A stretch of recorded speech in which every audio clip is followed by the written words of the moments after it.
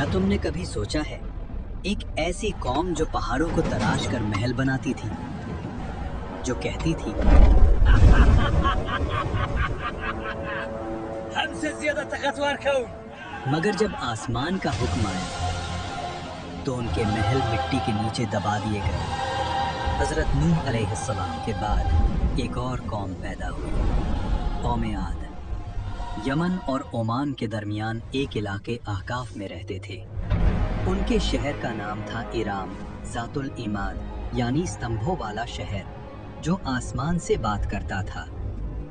उनके बदन पहाड़ों की तरह मजबूत, कद बादलों को छू लेते और उनका गुरूर आसमान को चीर देता था।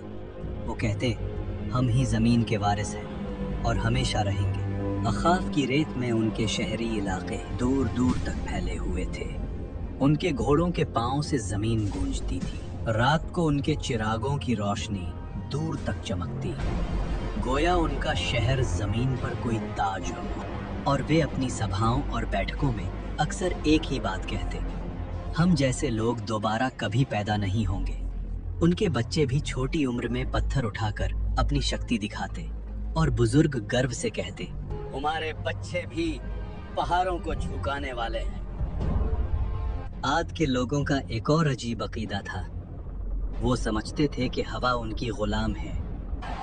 उनके जवान कभी वादी के दरमियान खड़े होकर दोनों हाथों को फैलाते और अपने आप से कहते,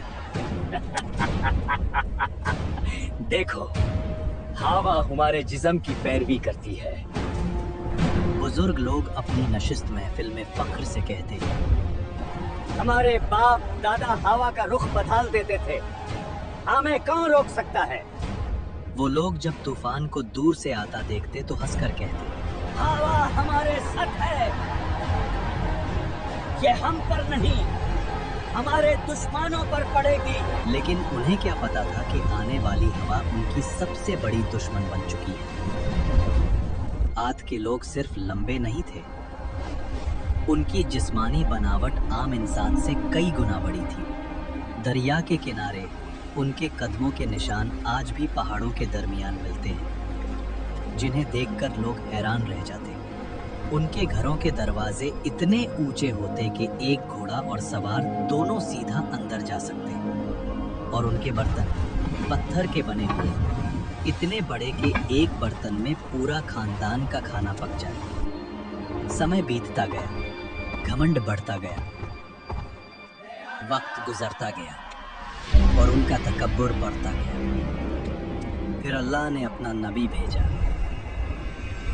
हजरत हूद अलैहिस्सलाम, जो कहने लगे, ऐ मेरी कौम, सिर्फ अल्लाह की इबादत करो, उसके सिवा कोई माबूद नहीं। खुद क्या तू चाहता है हम अपने बाप दादा के मज़हब छोड़ दें? हम ताकतवर हैं, हमें कोई छो नहीं सकता। हजरत हूद अलैहिस्सलाम ने फिर कहा, मैं तुम्हें उस अजाब से डरा रहा हूँ जो तुम सोच भी नहीं सकते। लेकिन जिन दिलों में गुरूर भर जाए, वहाँ नसीहत पत्थर से टकराकर टूट जाती है। हजरत हूद अलैहिस्सलाम रोज उनके बाजारों, उनके महलों, उनके दरवाजों के पास जाकर आखिरी दावत देते।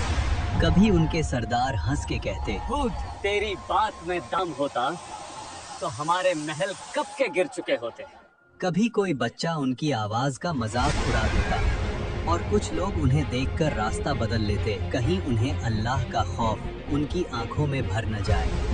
एक दिन हूद अलैहिस्सलाम उनकी असेंबली में गए, जहां उनके सरदार सोने के तख्तों पर बैठे थे। हूद अलैहिस्सलाम ने कहा, अल्लाह की बनाई हुई कुदरत का निजाम देख लो, तुम्हारी ताकत कुछ भी नहीं। मगर उनके सरदार हंस पड़े। ये छोटे बाटे बनकर अगर अजाब आता है तो हम अपनी ताकत से उसे रोक लेंगे। अजाब से कुछ दिन पहले आद की वादी में एक अजीब मंजर हुआ। रात को आसमान में एक गहरी गूंज सुनाई दी। न बादल गरजा, न बिजली चमकी, मगर वादी में ऐसे लगा जैसे कोई दूर से पुकार रहा हो। आद के लोग इस आवाज को सुनते और आपस में कहते, यह तो पहाड़ों की आवाज है। हजरत हूद अलैहिस्सलाम जो कहने लगे, ये रहमत की पुकार नहीं, ये तकबीर है। दूसरी रात जमीन हल्की सी हिली, मगर इतनी कम कि सिर्फ जानवर बेचैन, देखो इंसान हंस पड़े। ज़मीन भी हमारी ताकत से डरती है। उन्हें नहीं पता था ये जमीन का आखिरी एतराज था। फिर आया अल्लाह का फैसला। सबसे पहले उन पर कहत आया। 3 साल तक एक बूंद बारिश ना हुई। नदियां सूख गई, बाग जल गए, जमीन पत्थर बन गई। लोग आसमान की तरफ देखते रहे, कब बारिश आएगी। लेकिन आसमान से जवाब आया, खामोशी। पहले साल उन्होंने कहा, ये तो मामूली सा मसला है, हम ताकतवर लोग हैं। दूसरे साल प्यास ने उनकी जुबानें सुखा दी।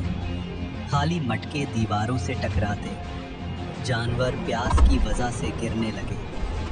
तीसरे साल आद की जमीन से वो हंसी, वो फक्र, वो आवाज ही गुम हो गई जो कभी आसमान को टकराने का दावा करती थी। और जब लोग हूद अलैहिस्सलाम के पास आए तो वो उन्हें देखकर रोए नहीं, बस इतना कहा, अब अजाब का वक्त करीब है। फिर एक दिन 3 बादल नजर आए, एक लाल, एक सफेद और एक स्याह। आसमान से फरिश्ता पुकारा, ऐ कौम आद, इनमें से एक बादल चुनो। सरबराहों ने हंसकर कहा, काला बादल, उसमें पानी है, रहमत है। मगर उन्हें क्या पता, उस बादल में रहमत नहीं, कहर छुपा था। आसमान स्याह हो गया, हवा ठंडी हुई, लोग नाचने लगने, चिल्लाने लगे। देखो,